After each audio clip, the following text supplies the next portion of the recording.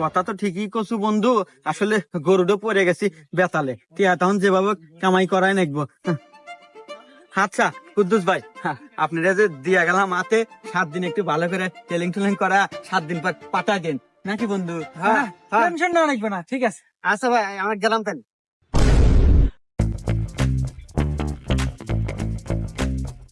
কি রে বন্ধু, কি হরি খবরে?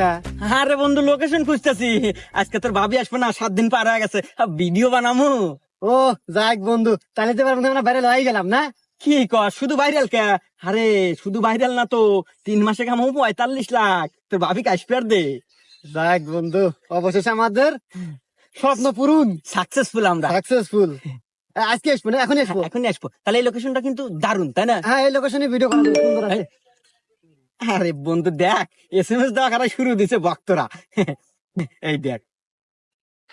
আমি সোহাগে বলছি।